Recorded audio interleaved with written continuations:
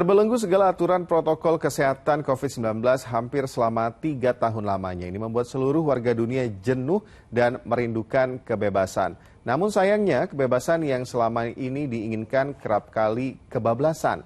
Inilah catatan akhir tahun, kebebasan yang didamba berujung petaka.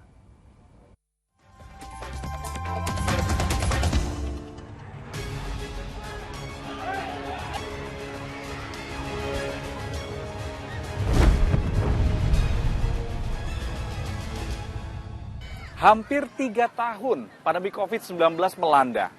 Pembatasan kegiatan sempat dilakukan, membuat kebebasan dirindukan.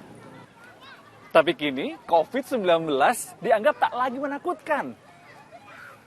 Protokol kesehatan dilonggarkan. Namun warga justru kebablasan. Inilah catatan akhir tahun. Kebebasan yang didamba berujung petaka. Mengawali tahun 2022, kasus COVID-19 secara global melonjak. Penambahan kasus baru menembus angka 3 juta kasus. Namun, angka ini terus melandai hingga sejumlah negara melonggarkan protokol kesehatannya, termasuk Indonesia. Salah satu fenomena yang muncul usai pemerintah melonggarkan aturan prokes adalah SCBD, Sudirman Citayam Bojonggede Depok. Berawal dari tongkrongan, tak disangka fenomena SCBD menarik perhatian masyarakat bahkan viral, termasuk para publik figur. Pelanggaran protokol kesehatan pun banyak terjadi. Dan akhirnya Pemprov DKI Jakarta pun membatasi kegiatan remaja SCBD. Oktober 2022 seakan menjadi fase yang paling kelabu. Sejumlah peristiwa duka terjadi. Ujung dari kebebasan yang diinginkan setelah pandemi yang tak berkesudahan.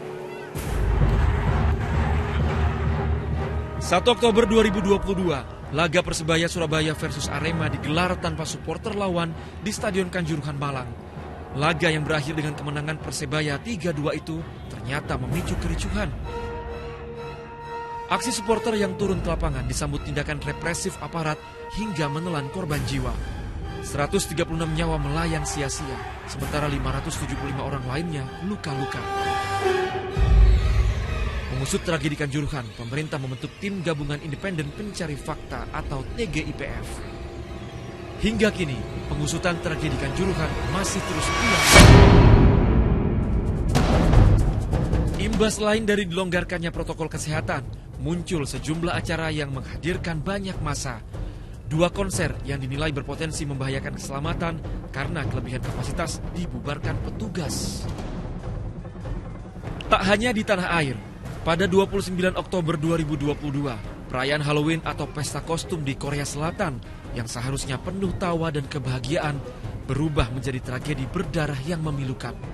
Perayaan Halloween di Itaewon merenggut 158 nyawa, termasuk aktor Korea Lee Ji-han.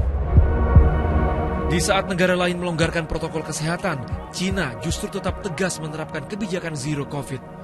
Warga dilarang keluar rumah, kantor, sekolah diliburkan. Gelombang protes pun bermunculan. Akhirnya, pada 7 Desember 2022, Cina resmi melonggarkan kebijakan zero COVID.